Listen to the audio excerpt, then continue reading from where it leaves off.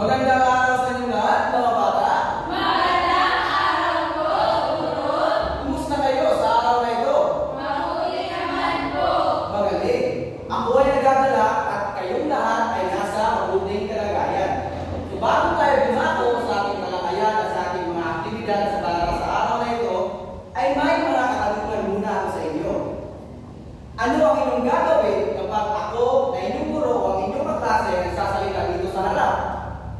Sige, Indrina. Makinig na mabuti po, Guro. Magaling, Indrina. Palakpakan natin si Indrina. Bakit kailangan natin makinig ng mabuti? Jumel. Para po may matutunan. Para? May matutunan po. Peter, dito ka po. Para may matutunan. Palakpakan natin si Jumel. Paano naman kung mayroon akong mga tanong at nais ninyong sumagot? Ano ang inyong gagawin? Shin. Taas naman po ang aming kamay. Itaas lamang ang mga kamay. Very good. Magaling. Shin, palakpakan natin si Shin. Bakit kailangan natin magtaas ng kamay kapag gusto nating sumagot? Pearly. Upang maiwasan ang ingay teacher. Para maiwasan ang ingay. Palakpakan natin si Pearly. At panghuli, ano naman ang inyong gagawin kapag meron tayong mga aktibidad? Angelique. Magpagtulungan ang maglaho. Makipagtulungan o makilaho. Palakpakan natin sa Angelique. At bakit kailangan natin makilaho? Jaira? Kailangan natin makilaho upang mapadali ang gawain. Upang mapadali ang mga gawain. Palakpakan natin si Jaira. Ngayon, maaari bang ang mga bagay na inyong sinambit ay gawin natin alituntunin sa loob ng ating silid-aralan? Oo! Magaling. So, pakibasa ng ating mga alituntunin. Makinig ng mabuti. Magtaas ng kamay pag gustong sumagot. Makilaho. Magaling. So, inasahan ko na lahat ng to ay inyong susundin hanggang sa matapos ang ating leksyon. Naiintindihan ba? Oo! Alright. So, ngayon, para sa ating unang aktibidad, ay ipapatak ko kayo sa tatlong pangkat. Simulan natin ang pagbibilang. Una, dalawa, tatlo, isa, dalawa, tatlo. Alright. So, ang ating aktibidad ngayon ay pinamagatang pakibasa. Pasok puzzle. Ngayon, sino sa inyo dito ang naranasan na ang lumingwit? O, si Indrina lang. Sino ba? Si Dieter at si Jumer din. Tamang-tama. Dahil ngayong araw na ito, kayong lahat ay makakaranas kung papaano ang lumingwit. Handa na ba kayo? Oo! Gusto niyo ba lumingwit? Oo! Hindi ko marinig yung boses. Oo! Okay. So ngayon, bago tayo dumako ay narito muna ang mga mechanics. So nais ko muna tumayo ang unang pangkat. Asan ang unang pangkat? Tumayo lang ang unang pangkat. At kumanay kayo dito.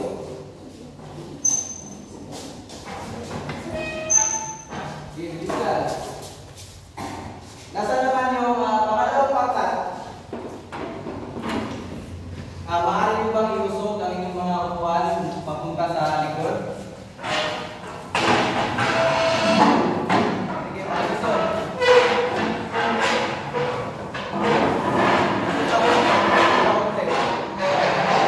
Huwag nyo guludin. Usog pa, konti na lang.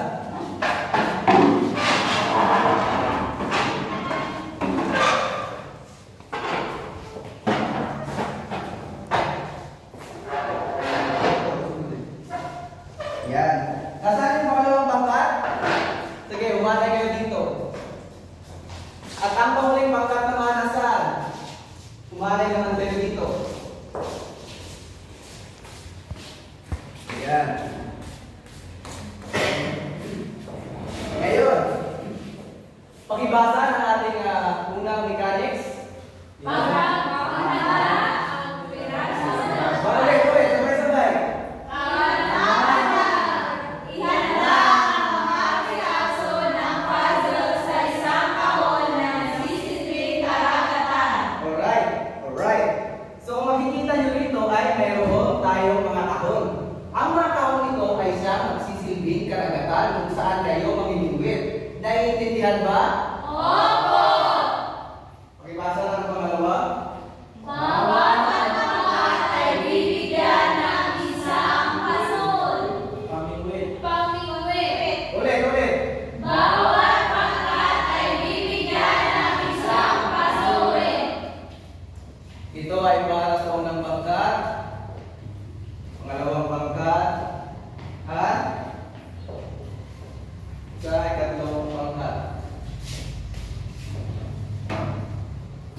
Sunod.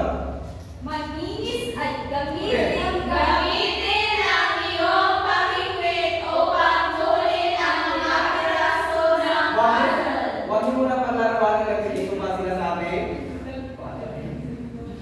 Ngayon, nice ko, pumili kayo ng isang representante, bawat grupo na siya hahawak ng pamingwit.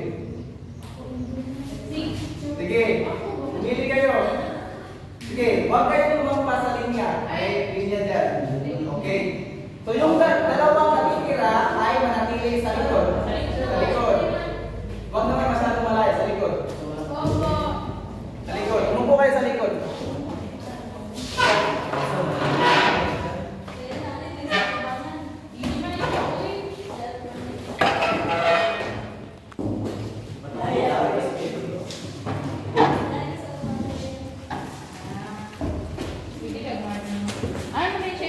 Huwag niyo munang paglaruan. Huwag niyo munang paglaruan hanggang hindi ko pa sinasabi.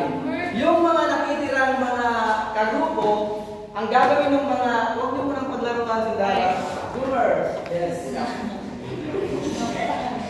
Huwag niyo munang paglaruan.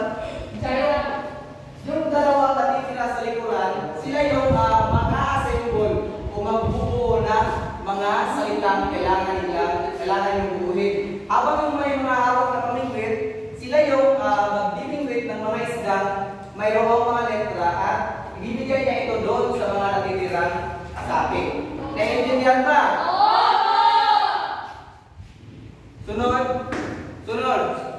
Ilagay ang mga piraso ng puzzle sa construction paper upang mabuo ang puzzle. O saan nyo ilalagay? Sa construction paper.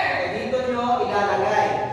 So nandito na rin nakasulat kung ano ang salitang kailangan ninyong buuhin. Naiintindihan ba? Para sa gatong pangkat, huwag mo ng paglaruan.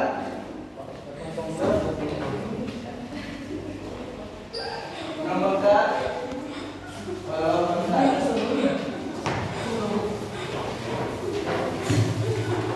Sige, hanggang hindi ko pa sinasabi, gano'n nyo muna ang inyong mga pamingwit. Hanggang hindi ko pa sinasabi, magsimula ay wag muna kayong magsimula. Bibigyan ko naman kayo ng 2 minuto upang tapusin ang aktibidad na ito. Handa na ba kayo?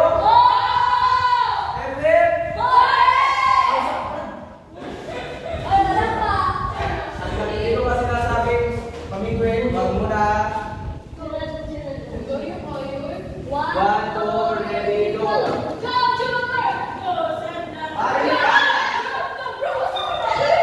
Pare nyo ka-share at kayo na magsuko.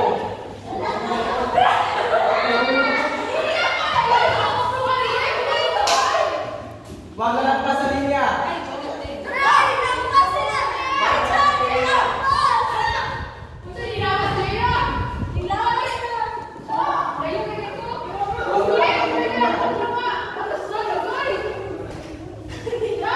Isa lang, isa lang.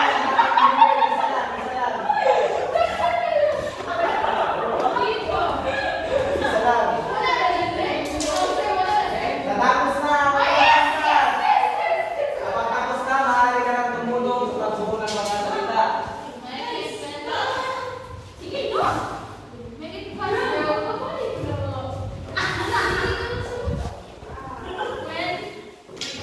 na,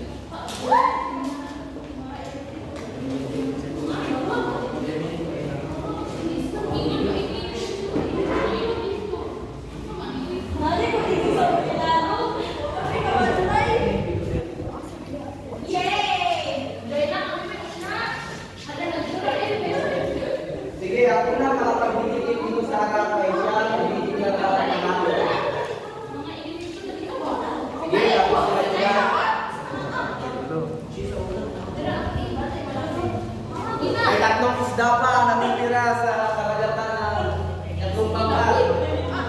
May tatlong isda pa. Huwag mag-away mga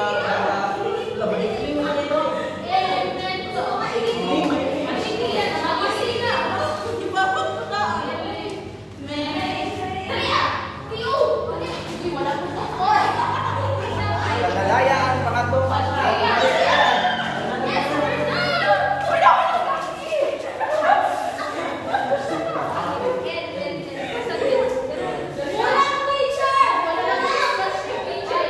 Pagkatapos na ay gumawa kayo ng isang maikling game.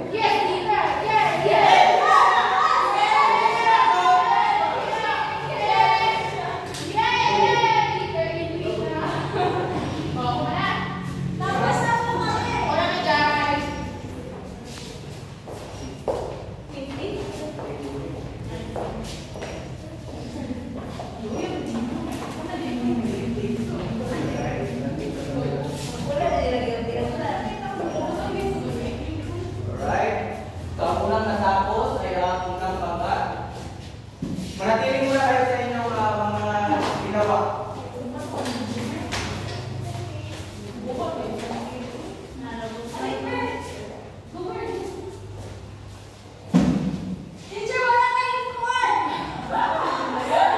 Mahirap po. Mahirap si teacher.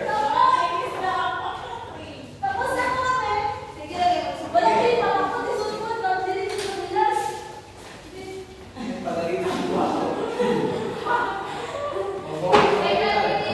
Matutuwa lang din dito. Pagkatatlo, tapos na ba lahat? Sige, akin na yan mga pamingir. Sige. Ang unang natapos ay ang unang pangkat. Tapakan natin. Sige. Ibalik mo na yung mga buwan. Ibalik mo na. Sige.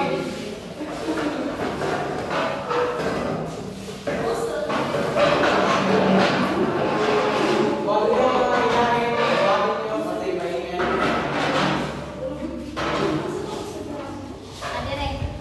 Sige, muna agad. Muna agad. Magsuko na agad. Magsuko na.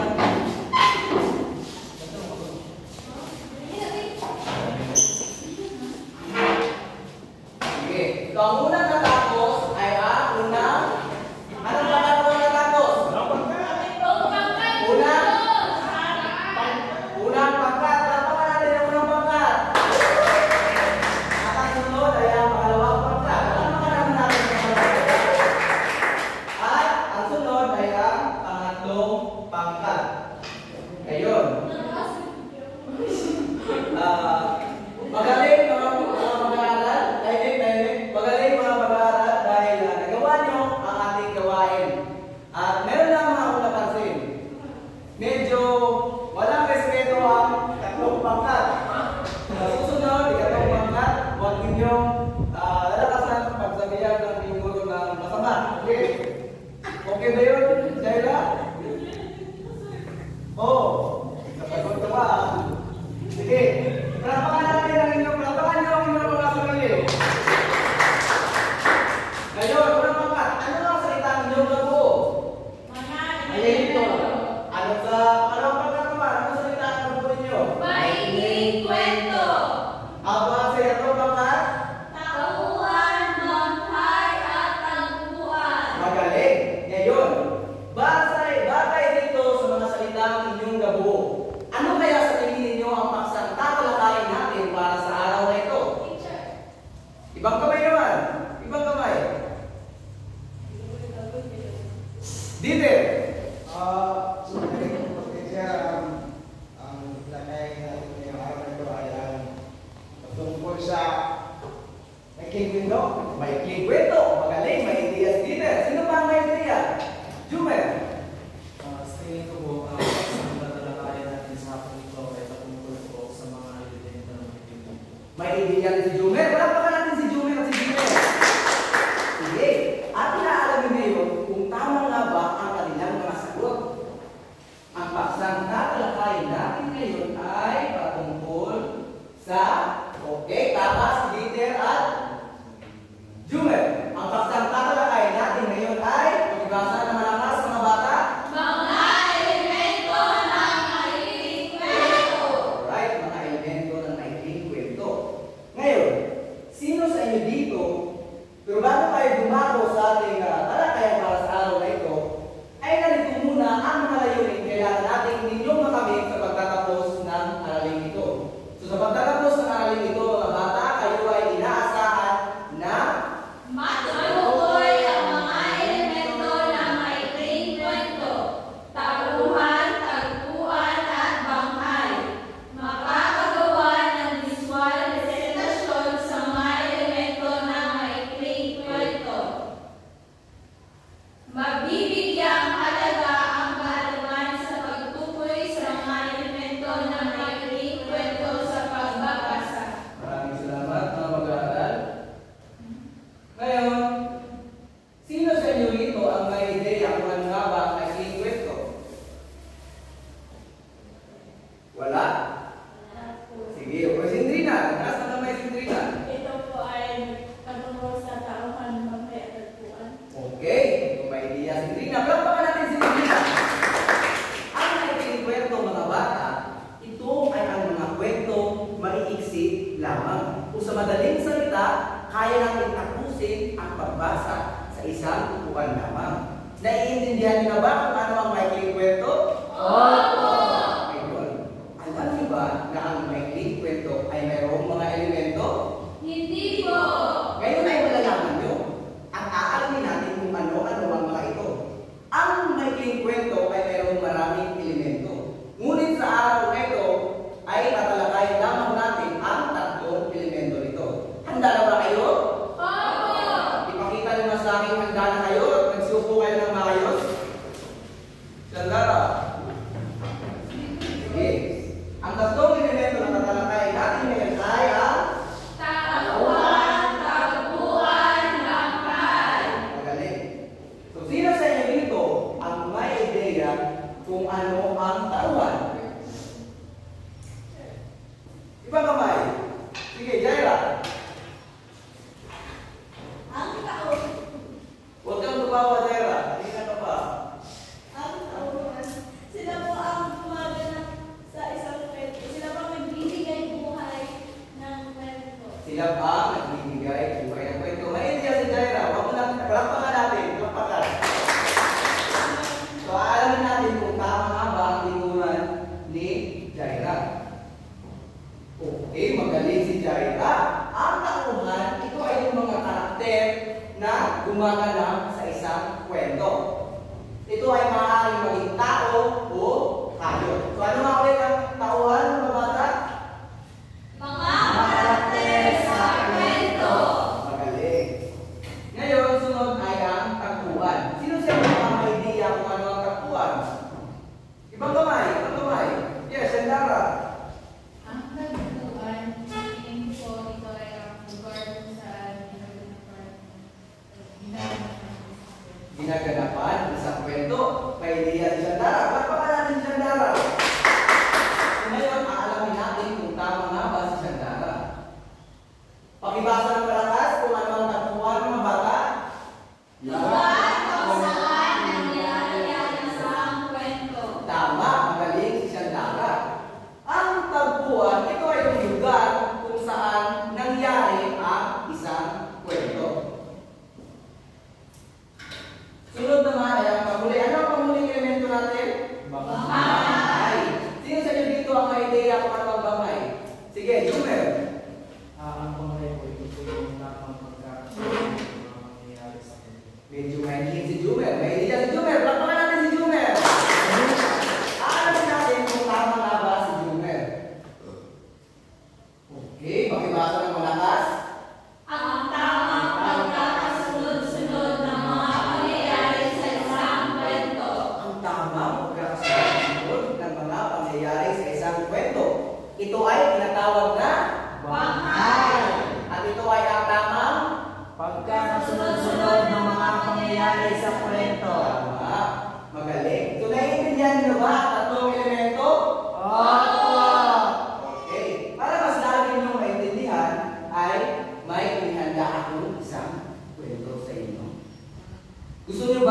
nagustuhan kayo ng aking lolo? So ngayon, papupuntahan ko dito ang aking lolo. Pero bago ang lahat, sino sa inyo dito ang nakapunta ng dagat? Sino sa inyo dito nakapunta ng dagat? Uy, yung iba, hindi pa. So, Sandana at Tinder, hindi ba kayo nakapunta ng dagat? Si Tinder ay hindi pa. Ngayon, ay dadalhin kayo ng aking lolo sa karagatan. So, handa na ba kayo? Ngunit bago ang lahat, ay narito muna ang mga mahirap na salita na maaari niyong ma-encounter sa kwento. So, paghihinaw ng mga mahirap na salita. Atin munang linawin nang sa ganun tayo inyong maintindihan. So, ang unang salita ay ang salita sa na ang ibig sabihin ay Marami. ngayon, sino sa inyo dito ang makakagamit ng salitang sagana sa isang pangungusap? Sige, hindi na. Sagana, mga isda sa baybayin. Sagana, mga isda sa baybayin, magaling si hindi na, baka natin si hindi na. Sunod ay Corales. Mga batong dagat na may magagandang kulay. so, ano ang Corales? Batong dagat na may magagandang kulay. Okay, ang Corales ay mga bato sa ilalim ng ating dagat at ito ay kadalasan makukulay. Dito nalilindog ang ating mga isda. Sino ang nalilindog sa Corales? Isda. Magaling. Sino sa inyo makagamit ng salitang Corales sa isang pangungusap? Sige, Pearly. Ako ay nabibihari sa taglay ng ganda ng mga corales. Magaling. Pearly, naman si Pearly. Hindi namin si Pearly sa mga Corales. Next ay, sunod ay ang Dinamita. ito ay Malakas na pampasabog. malakas na pampasabog. Gusto niyo ba masabugan kayo ng dinamita, mga bata? Sige. Kung gano'n ay huwag kayo maglaro ng dinamita, ha? Maglalaro kayo ng dinamita, hindi? So, sino sa inyo dito ang nakakagamit ang salita sa dinamita sa isang pangungusap? Sige, Jumer. Dinamita po ang tawag sa malakas na pampasabog. Magaling si Jumer. Pakapa natin si Jumer. Sige, Jaira. Ang paggamit ng dinamita ay nakakasira ng mga lamang dagat at lalo-lalo sa mga corales. Oo, nakakasira daw ng lamang dagat. Pakapa natin si Jaira. So, ngayon, handa na ba kayo pakinggan ang kwento ng aking lolo? Sige, pupuntahan ko muna ang aking lolo.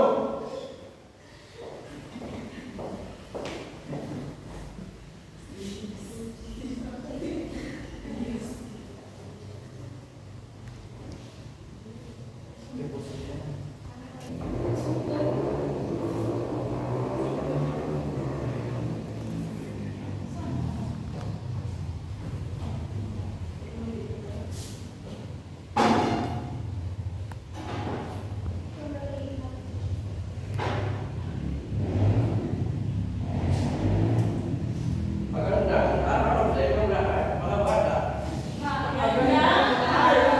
Ako ang lolo ng inyong guro. Ako si Lolo Kaloy. Ano ang aking pangalan? Ang aking apo ay pansamantalang bumili. Kaya ako muna ang magkikwento sa inyo. Handa na ba kayo? Oo muna ako. Okay. Ano ang nakikita niyo?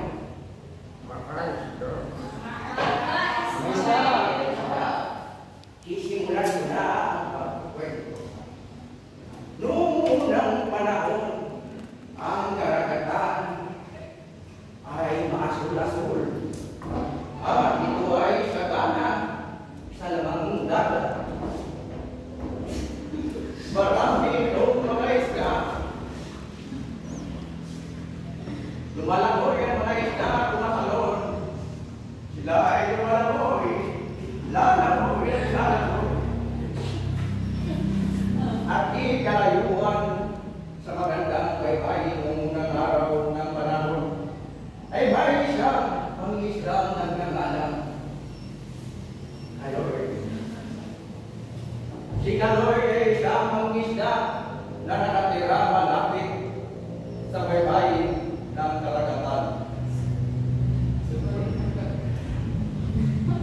Si Kaloy ay masipag. Araw-araw siya ay nangingisda at nakakuha siya na. Ano ang nakuha na sa isda? Ay nadagat pala. Kumasa. Nakakuha siya ng isda. Basta ito ay isang isda. Nakakuha siya ng isda. Nakakuha siya ng isda at nalimutan mga pamuntik. Pero hindi ko malimutan yun dahil makalas pa ang aking hindi. Di katagalan, si Kaloy ay nagbago ng ugali. Dahil dahan-dahan lang nauubos at lumalayo ang mga isda. At wala na siyang nakuhuli. Kaya naisipan niya gumamit ng mas maliit na lambat. Ano ang ginamit ni Kaloy? Maliit na lambat. Tama ako, maliit na lambat. Ano ang ginamit ni Kaloy? Magaling. Si Kaloy ay gumamit ng maliit na lambat. So ano kaya ang mangyayari? Gumamit si Kaloy ng maliit na maliit ang butas ng lambat. Marami ang mahuhuli. Sige, tingnan natin. Dahil si Kaloy ay gumamit ng mga maliliit na lambat, nasama sa pagkuha ang maliliit na isda. Dahil magkasama-sama ng laki. Nalulod si Kaloy. At hindi lang yun, gumamit pa siya ng dinamita. Ano ang ginamit ni Kaloy? Dinamita! At ito ay kanyang tinatawag. Ano ang tawag ng dinamita? Pagsabog! Sabay-sabay! Nagtapong si Kaloy ng dinamita! Ano kaya ang mangyayari sa mga isda? Namatay! Ang mga isda ay namatay lahat. Kasama na ang mga koralis at mga pawikan. Lahat! Walang sirila nila. Hindi yan totoo. At nabubuo ang mga isda. Dahil ito sa kasaluhan ni sinong sakin? Kaloy! Sakin si Kaloy. Sabay-sabay tayo. Sakin si Kaloy. Ano ang galing ni Kaloy? Sakin si Kaloy. At dahan-dahan lumayo ang mga isda. At kahit anumang gawin niya, ay wala na siyang nakuha. Kaya dahil dito siya ay nagalit sa kalagatan. Tinapunan niya ng basura at mga masasamang likido ang dagat. Ano kaya ang mangyayari sa kalagatan? Masisira na ba? Maalamin natin sa papatuloy na ating kwento. Ang kalagatan ay nagsimulang lumilim. Ang dating maganda ay naging maitim at napuno ng mga basura. Hindi lamang si Kaloy ang naghirap, pati na rin ang mga tao sa kanyang komunidad. Napagtanto ni Kaloy naman ay ang kanyang ginawa. Ngunit huli na ang lahat. Ang kanyang komunidad ay naghirap at si Kaloy ay buhay pa naman. Ngunit naghirap na rin. At doon natapos ang ating kwento. Naiintindihan niyo ba ang ating kwento? Tatawagin ko muna ang aking apo upang ipagpatuloy ang klase. Hoy mga bata! So, naiintindihan niyo ba ang kwento ng aking lolo? Talaga ba? Sige nga. Sino ang tauhan o maraming tauhan sa kwento? Sige, Jaira. Si Kaloy. Ano naman nakatangihan ni Kaloy? Magtaas ng kamay. Sige, Shin. Si Kaloy po ay sakin. Si Kaloy ay sakin. Sige, ano ang nangyari sa unang bahagi ng ating kwento? Sige, Jaira. Nanginis na siya Maaari ka ba tayo? ang unang bahagi ng kwento ay nanginis na siya at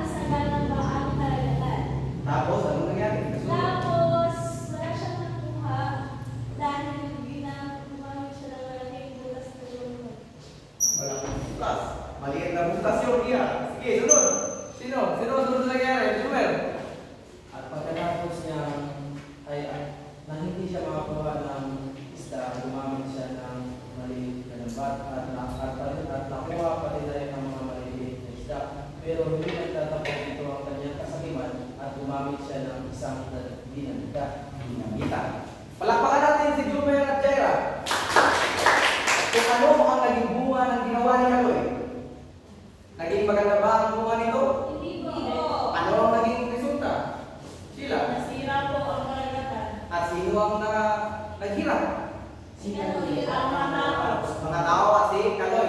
Palakpakan niya yung mga sarili. Saan naman nangyari ang kwento? Sa karagatan. Karagatan? Sige. Para mas lalo nyo may ma-visualize ang mga elemento ng kwento, ay may nanda ako itong card.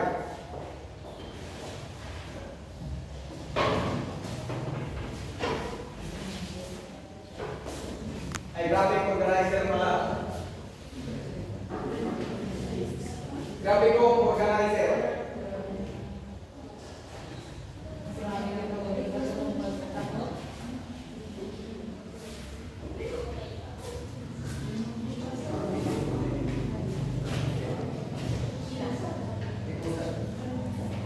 Para mas lalo ninyo maintindihan ay may inanda ako graphic organizer. So ngayon, sino ang makakapunta rito sa harapan at isulat ang pangalan ng ating tauhan? Sige, Jumer.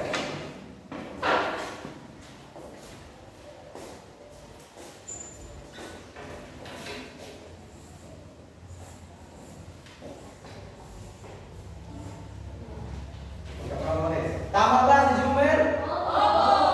Opo, tama po. Tama ba si Jumer? Palakpakan natin si Jumer. Saan naman nangyari ang ating kwento? Sige, Idrina.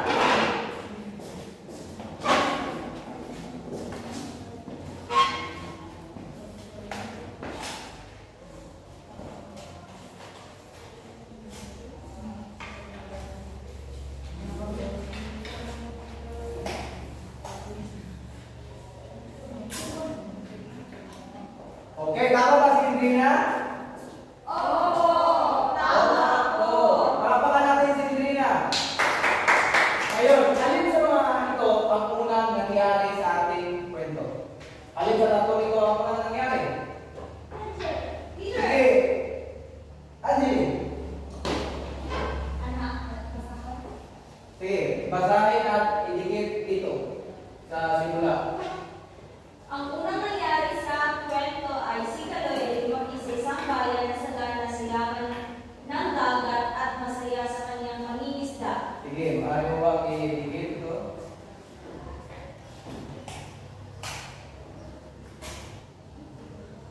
Sa simula. Tama ba si Angelique? Tama po. Lakasan ang boses. Tama po. Palakpakan natin si Angelique. Ano ba ang nangyari sa gitna ng ating kwento? Alin sa dalawang ito ang nangyari sa gitna ng ating kwento? Sige. Tandara. Dahil gumamit si Kaloy ng pinakita at nagtapon ng basura sa dagat na nagdulot ng polusyon at pagkausap ng isla. Sige. Punta ito sa harap at idikit ito sa isla.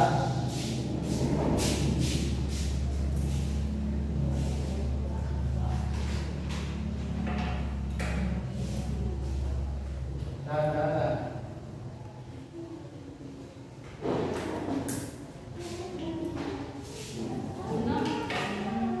Dito, dito. At ang pangulklang, tama ba si Sandara? Palakpakan natin si Sandara. At ang huli ay ang? Sige, sige. Napagtanto ni Kaloy ang kanyang pagkakamali. Muli na ang lahat. Ang kanyang kasabihan ay nagdulot ng pagkawasak sa dagat at sa kanyang komunidad. Sige, Shane, pumunta ka dito sa harap. Idikit ito. Sa larawan.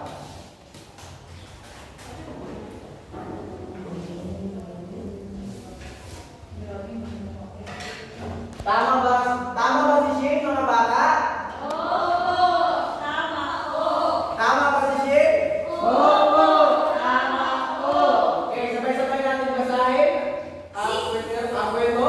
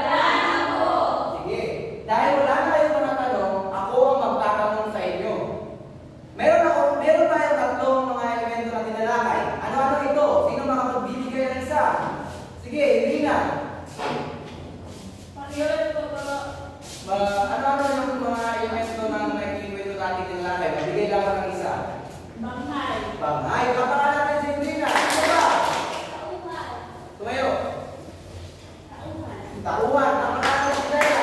Ang pamuli ay Bangay. na ano ba? Tangkuhan. Ang manalo si Romeo. Ngayon, bakit nga ba mahalaga na alam natin kung paano tukuyin ang mga elementong ating tinalakay? Sige, Jaira. Mahalaga ang pagkukuha ng mga elemento ng kwento dahil dito ay makakagawa tayo ng kwento ng mas maayos at makakagawa tayo ng kwento na successful. Successful. Makagawa tayo ng kwento na successful. At hindi lang yun. At kapag tayo ay nagbabasa ng kwento, pag alam natin kung paano tukuyin ang mga elemento yun, mas maiintindihan natin ang kwento. So, may mga tanong pa ba? Wala na po! Wala na sinawin. Wala na po! So, ngayon ay gumako tayo sa ating huling pagtatang gawain. So, sa kaparehong pangkat, nasaan yung unang pangkat? Isa na lang natira. Sige. Unang pangkat.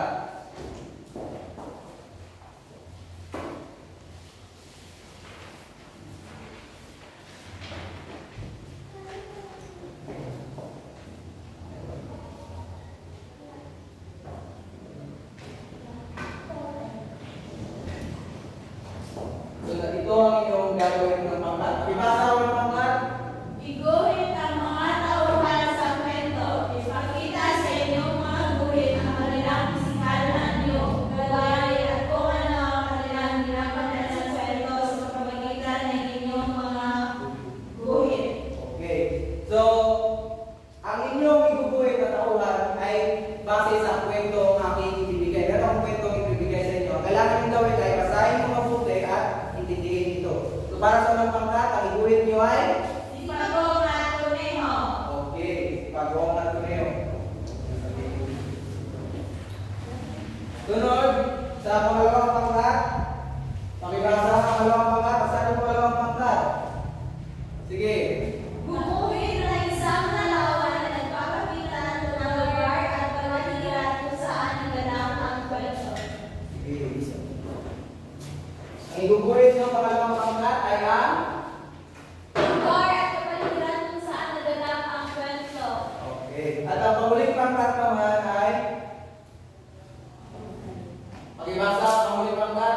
Umilit na rin ang 3 hanggang 4 na mahalagang sandaling mula rito. Gumamit ng mga kulay, hugis at salita upang makatagdag ng mga detalye sa bawat eksena. Pagkatapos ay ihanda ang mga naiharap.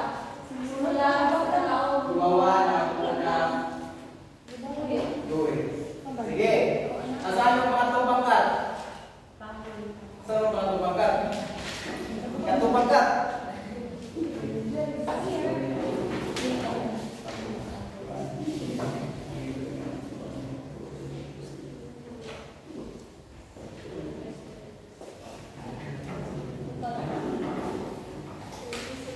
Sige, bibigyan ko lamang kayo ng 2 minuto. Upang gawin ng 2 minuto. Kung mag-ingay mga bata, gawin nyo ng tahimik.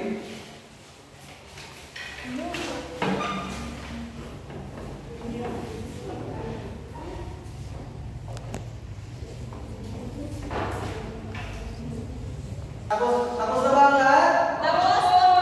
Sige, simulan natin sa unang pangkat. Unang pangkat. Sige, unang pangkat. Iguhit ang Sige na, tumayo na dito sa mata. Ulang ito sa klase ang inyong ginawa. ito si Pago. Siya ay ako si Pago. Hindi na ako lumakas. At ito naman si Kuneho. At ako naman si Kuneho. Ano ka? Ano ang iyong katangian?